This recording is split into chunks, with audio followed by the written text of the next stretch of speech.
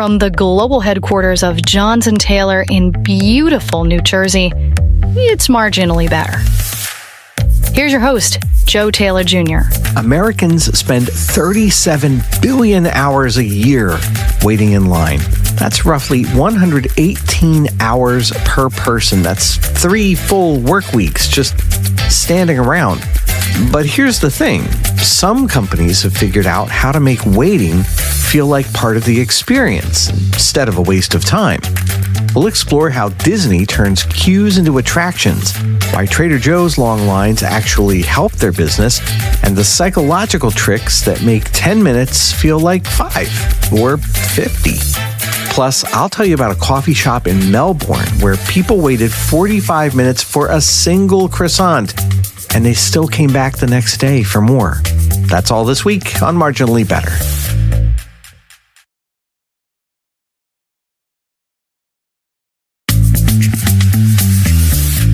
Welcome to Marginally Better, a show about business, innovation, and the American economy. I'm Joe Taylor Jr. Here's something that might surprise you. People don't actually hate waiting. They hate not knowing how long they'll wait. They hate feeling like their time doesn't matter. And most of all, they hate standing around with nothing to do. Research published in the Harvard Business Review reveals a counterintuitive truth about wait times. When companies underpromise and overdeliver on wait estimates, customer satisfaction actually increases, even when the actual wait is longer. For instance, your doctor says the wait will be 45 minutes, but you're called in after 30, so you feel great. Another doctor sees you in 20 minutes, but promised 15. You're annoyed. Same 20 minutes, completely different experience. The researchers found that conservative estimates that beat expectations generate what they call delight, that little bit of happiness when things go better than expected. It's the recency effect in action. We remember endings more than middles, and beating the estimate creates a positive ending to the wait. Studies from the International Association of Research and Advances in Science show that 10 minutes of occupied waiting feels significantly shorter than 10 minutes of unoccupied waiting. David Maister, who wrote the seminal paper on the psychology of waiting lines, put it simply: occupied time feels shorter than unoccupied time. This is why that 10 minutes at the DMV feels like an hour, while 10 minutes in a Disney World queue can feel like 5. One researcher found that each extra minute of perceived wait time leads to a 19% decrease in customer satisfaction. Richard Larson from MIT, some folks call him Dr. Q. He spent decades studying what he calls the social psychology of waiting. His research, published in Operations Research, shows that people's hatred of lines often has less to do with time and more to do with fairness. When someone cuts in line, our reaction isn't proportional to the actual delay they cause us, maybe 30 seconds. It's about the violation of social norms. We've evolved to detect and punish cheaters, and line cutting triggers that ancient response. This explains queue rage, that disproportionate anger when someone violates line etiquette. As documented in research from the Scientific Research Publishing Journal, these violations can trigger responses that seem irrational, but are deeply rooted in our sense of justice. For small businesses, poor queue management isn't just annoying, it's expensive. Research from WaveTech shows that badly managed queues directly impact financial results through lost sales and reduced repeat visits. One bakery owner discovered that customers who waited more than 5 minutes at the point of sale were 40% less likely to return. The problem? They only had one register, and during morning rush, lines would snake out the door. However, some folks have figured out a way past all this. The Guardian documented an extreme case in Melbourne's Fitzroy neighborhood, where people waited 45 minutes for a single croissant. The twist? They kept coming back. Why? I'll tell you all about it after the break. It's Marginally Better.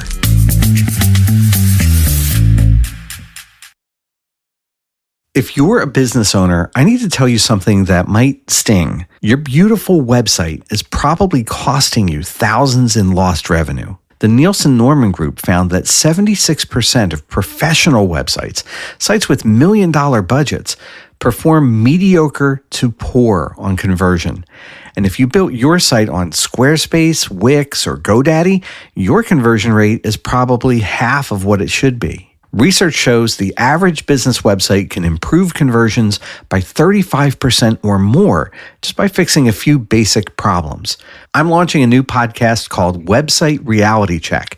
10 episodes, each one walking you through research-backed fixes you can implement yourself, even on DIY platforms. Get free access to the first episode at websiterealitycheck.com. Stop leaving money on the table with websites that look great but don't convert. That's websiterealitycheck.com.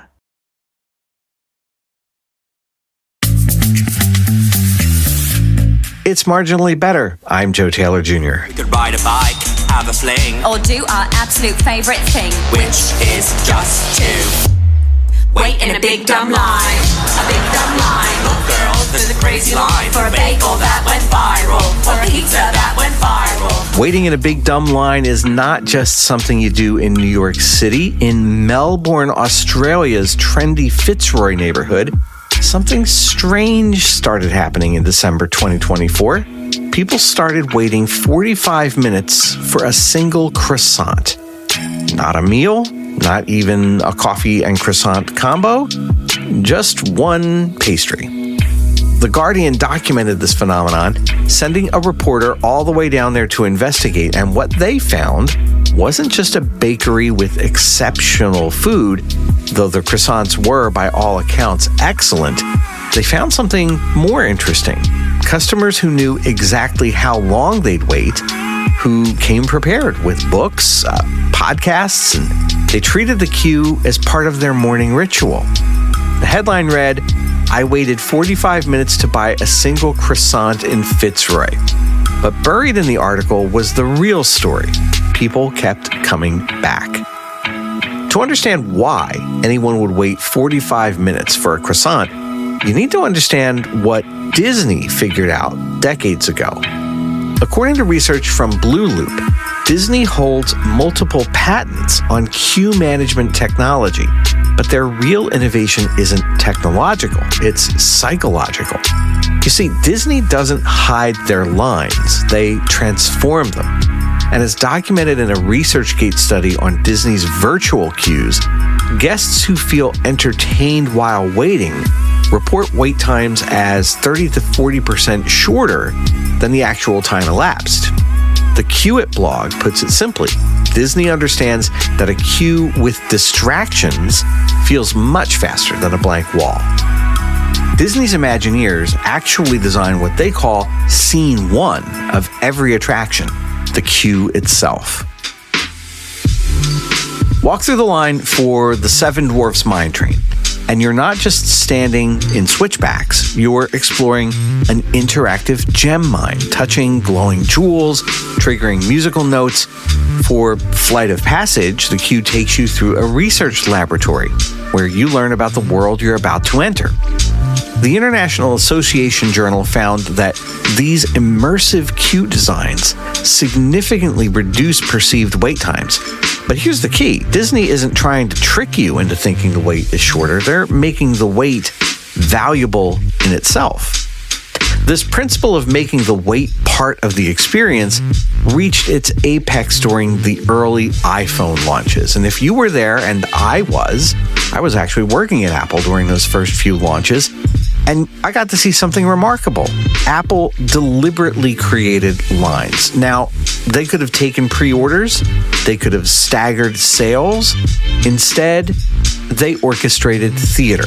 The lines weren't a bug, they were the feature because media outlets covered them breathlessly. Customers became part of the story. The wait itself created community. Some people in line shared excitement, swapped stories, formed friendships, and Apple staff would walk the lines, pre-processing sales so that the actual transaction would be swift. We would hand out water on hot days, coffee on cold mornings, and sometimes Tim Cook or other executives would show up, shake hands, take selfies. The line wasn't something to endure before buying an iPhone. The line was where the iPhone experience began. And everyone in line knew they would get a phone. We had enough inventory, and we'd get you out of that line if we thought you weren't going to make it. But the shared experience of waiting, the anticipation, the community, that transformed a transaction into an event. And years later, customers will still tell stories not about the phone, but about the line. But you don't need Apple's budget or Disney Imagineers to transform waiting. Trader Joe's proves this every single day. Walk into any Trader Joe's at peak hours, and you're going to see something that otherwise would be a disaster. Lines stretching to the back of the store and sometimes wrapping all the way around some of their stores. The Wharton Women's Journal and Rice University's Kinder Institute have both studied this phenomenon.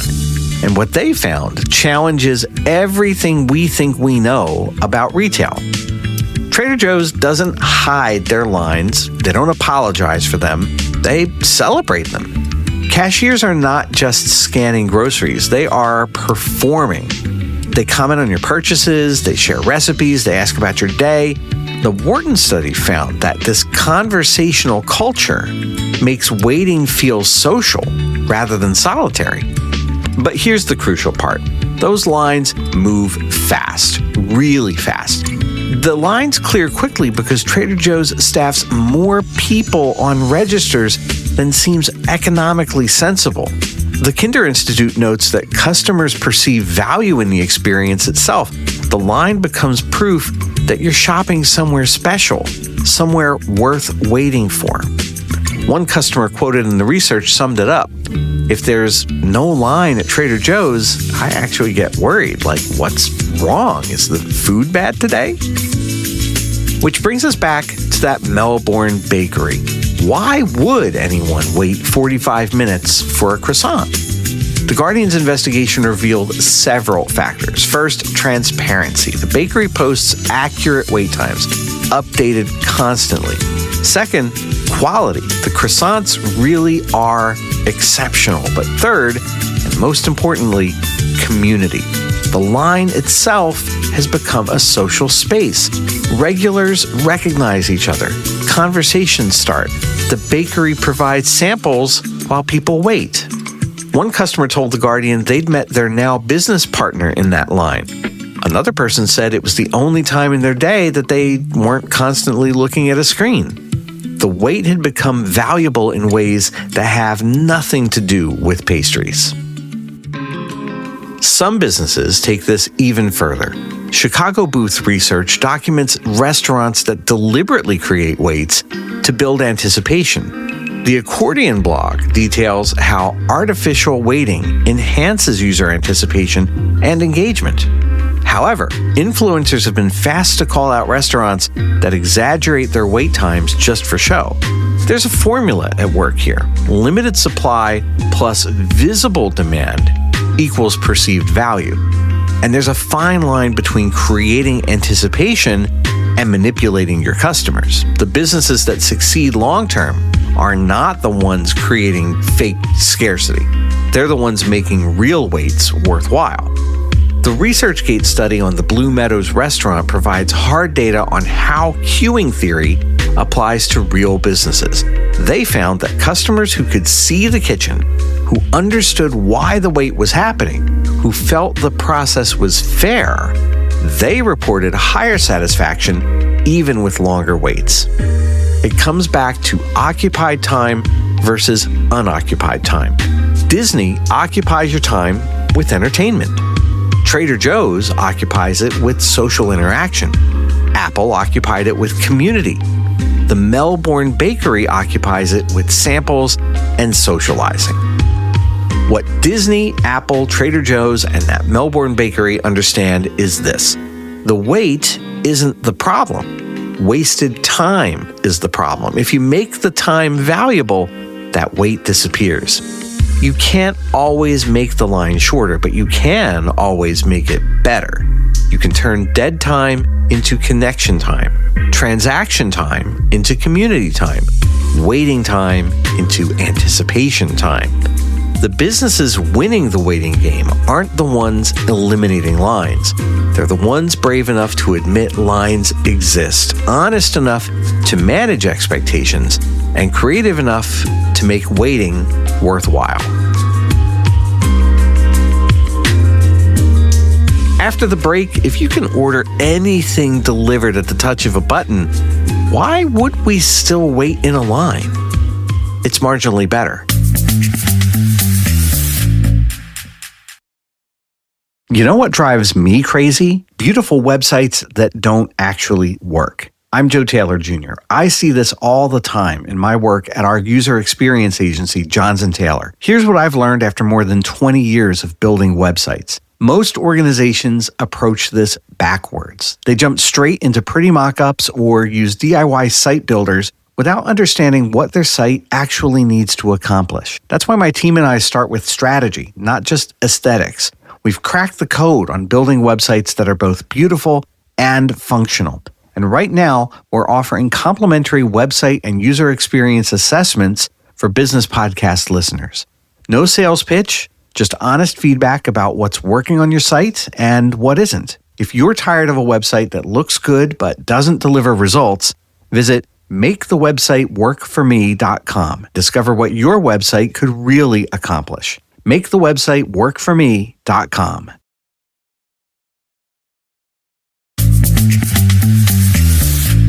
It's Marginally Better. I'm Joe Taylor Jr. Here's a question I've been thinking about.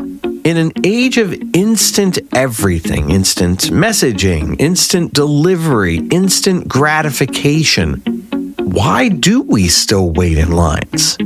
Companies like Waitwhile and QMinder have built entire businesses around eliminating physical cues. Their research shows the tools exist to let people wait virtually, get notifications when it's their turn, and never have to stand in a physical line again.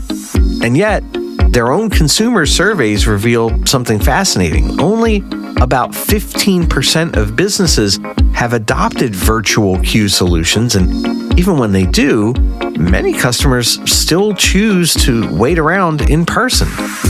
Because sometimes the line is the point.